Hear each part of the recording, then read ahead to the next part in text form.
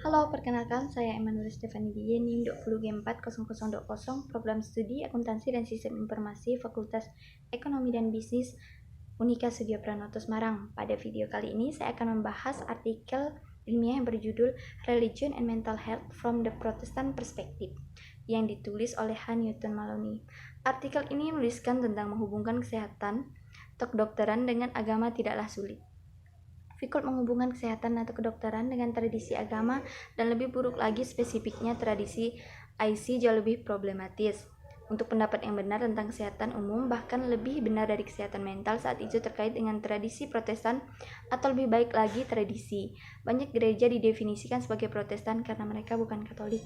Kisaran religius, keyakinan dan spektrum itu sangat luas, sedangkan gereja di dalam Protestan mungkin didefinisikan sebagai kontinuum teologis ini sebagai fundamental, evangelis ortodoks, garis utama, atau liberal. Identifikasi diri ini tidak sepenuhnya mencakup keyakinan dan praktik gereja. Murid-murid saya dan saya telah bekerja sama lebih dari 1,5 dekade pada ukuran kematangan religius yang kami miliki telah mengklaim mencakup total tradisi Kristen, Katolik, Protestan, dan Ortodoks. Tetapi kami menjadi yakin bahwa upaya itu sedikit muluk. Mungkin ada lebih banyak perbedaan dalam denominasi Protestan daripada di antara mereka.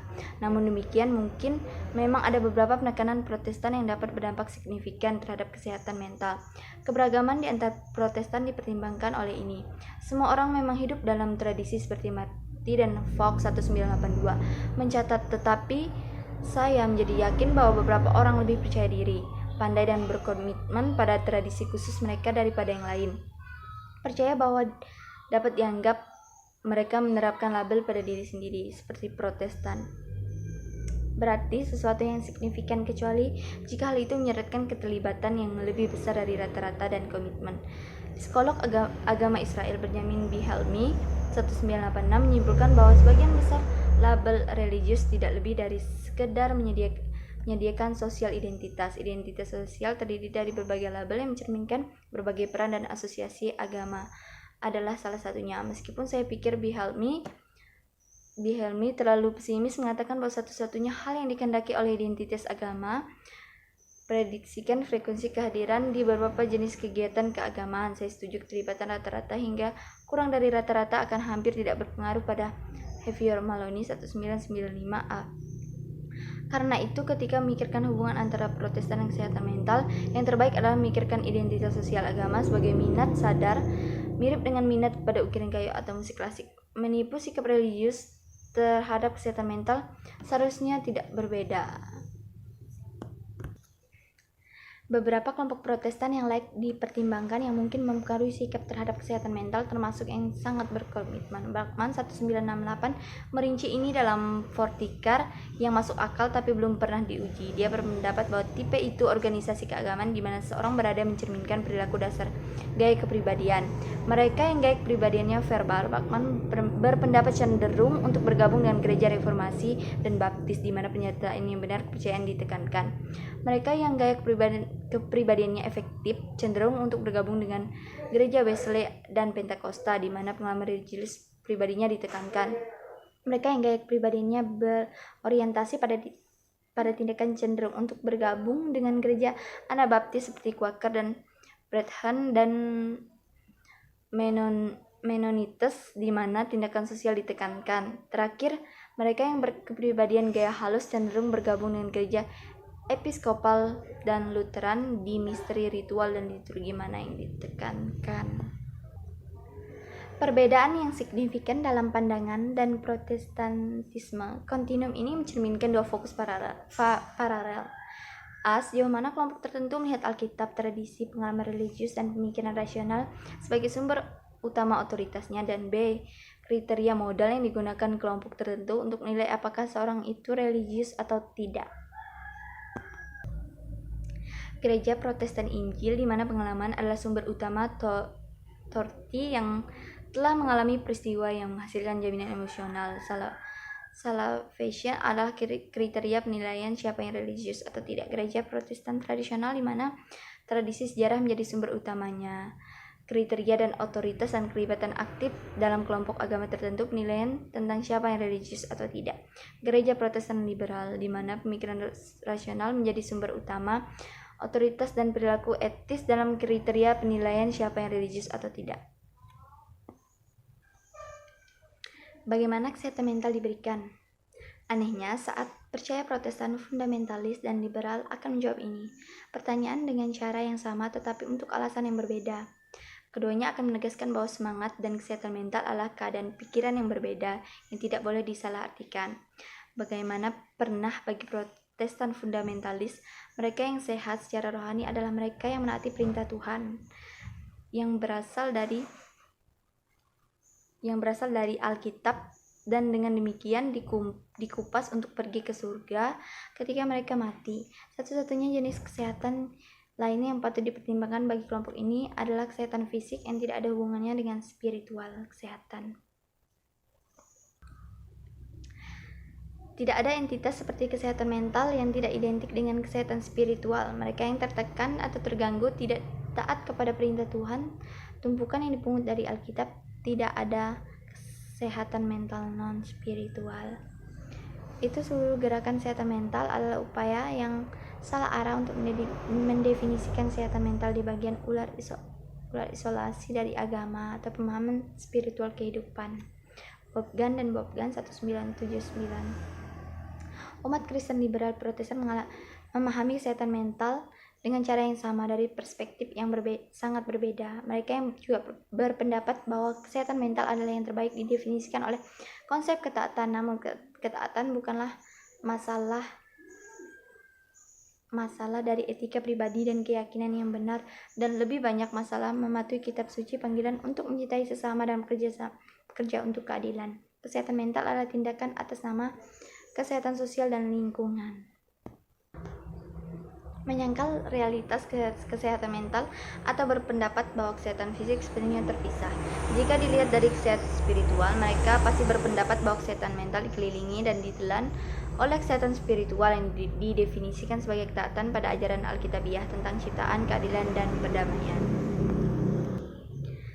Kesehatan seperti yang dilakukan fundamentalis dan liberal, kedua kelompok ini berpendapat bahwa keduanya memang demikian, nyatanya tetapi sangat berbeda. Kaum Injili misalnya membedakan dua kata, kegembiraan dan kebahagiaan. Keduanya adalah emosi yang diinginkan tetapi merujuk ke domain yang berbeda. Sukacita adalah tujuan orang yang sehat secara rohani harus mencari, sedangkan kebahagiaan adalah tujuan bagi mereka yang akan mental sehat. Sukacita mengacu pada jaminan bahwa seorang telah dilahirkan kembali dan bahwa Tuhan ada tersedia untuk persahabatan dan kehidupan sehari-hari. Perspektif Protestan 207 dari Gereja dan Negara. Kesehatan mental adalah keadaan pikiran yang mengacu pada iklan secara keseluruhan, pembenaran terhadap lingkungan seseorang, sedangkan kesehatan spiritual adalah keadaan pikiran itu mengacu pada keterlibatan agama seseorang. Keduanya memiliki makna budaya. Mereka tidak ada persaingan satu sama lain. Mereka merujuk ke domain yang berbeda. Tanpa sengaja meremehkan jenis Protestantisme ini, tampak jelas bahwa sudut pandang ini cenderung demikian, kurang reflektif dibandingkan yang lain tentang bagaimana kesehatan spiritual dan mental mungkin berbeda. Pengaruh perbedaan pengobatan. Apa pengaruh perbedaan antara fundamentalis Injil dan tradisional dan Kristen Protestan liberal dalam pengobatan? Ini pertanyaan yang saya ganggu sambil mengingatkan membaca bahwa saya percaya perbedaan ini akan terjadi, memiliki pengaruh yang kecil pada rata-rata anggota salah satu grup, di mana keterlibatan secara signifikan lebih besar daripada rata-rata. Bagaimanapun perbedaan ini dalam pemahaman kesehatan mental dapat mempengaruhi harapan yang mereka miliki ketika datang ke konselor kesehatan mental untuk perawatan. Saya sengaja memilih pengelompokan yang lebih inklusif dalam membandingkan fundamental pendekatan dementalis, Injil, tradisional, dan liberal. Singkatnya, perbedaan ini untuk pendekatan ekspektasi adalah sebagai berikut. Para fundamentalis mungkin curiga terhadap setiap nasihat yang diberikan, merasa bersalah tentang menjadi merasa bersalah tentang menjadi diri mereka dan hanya percaya nasihat yang diberikan oleh seorang konselor Kristen di gereja mereka yang akan mendorong mereka untuk menguji kesetiaan mereka pada standar Alkitabiah.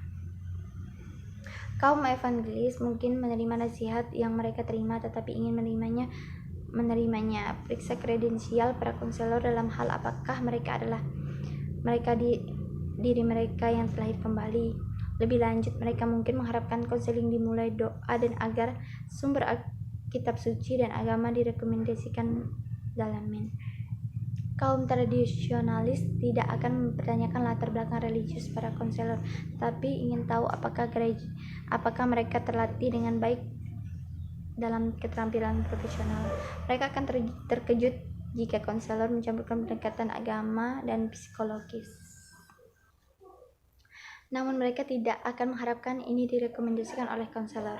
Kaum liberal mungkin menghindari pengenalan sumber daya agama standar atau praktik perhatian oleh konselor dan terbuka terhadap pendekatan yang memungkinkan mereka untuk berhubungan dengan proses mental yang lebih tinggi dan praktik meditasi yang dirancang untuk membantu mereka mendapatkannya ke dalam hubungan yang harmonis dengan tubuh mereka dan dengan alam semesta. Saya yakin implikasi perawatan seperti yang telah saya gambarkan itu nyata bagi mereka yang menganggap serius jenis protestantisme mereka.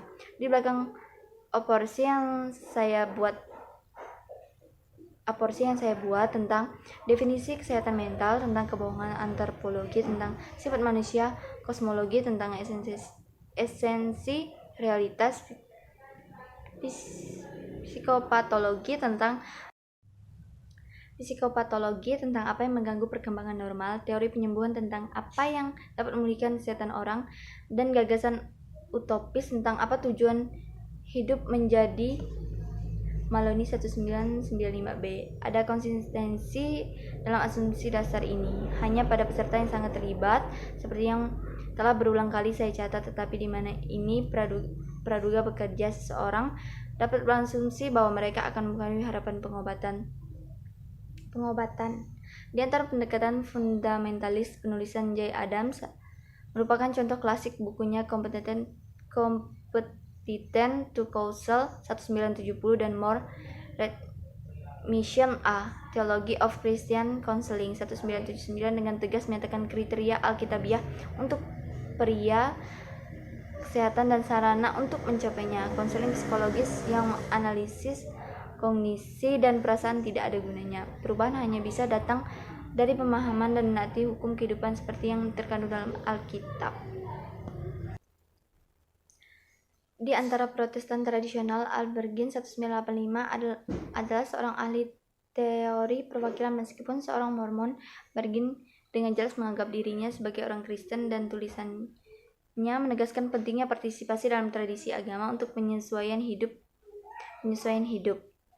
Lebih penting lagi, dia menegaskan pertemuan nilai-nilai agama sekuler di kalangan psikoterapis sebagai gambaran kurangnya konflik dalam konseling. Dia percaya cenderung bahwa tujuan yang mendasari perawatan kesehatan mental sesuai dengan tujuan agama dan bahwa orang dapat memanfaatkan keduanya tanpa sumber daya merasakan kontradiksi. Kesimpulan Bergin akan digunakan oleh Lumi Protestan. Dia merekomendasikan untuk menghargai inti spiritual dari semua upaya untuk membantu orang mencapai keutuhan dan memperluas pemahaman tentang pengobatan ke dalamnya, termasuk kepekaan terhadap manusia di alam semesta. Dia mengkritik jenis konseling yang terlalu berfokus pada kebutuhan dan keinginan individu.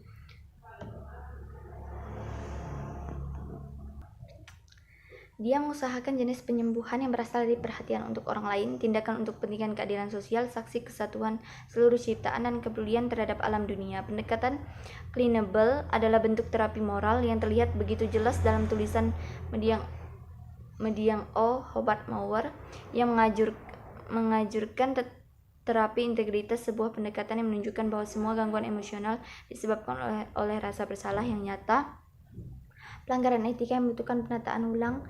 Dalam bab ini, saya mencoba menghubungkan kesehatan mental dan tradisi Protestan. Setelah menekankan bahwa tradisi yang diberikan akan mempengaruhi definisi laki-laki kesehatan dan pengobatan hanya di antara mereka yang terlibat secara signifikan.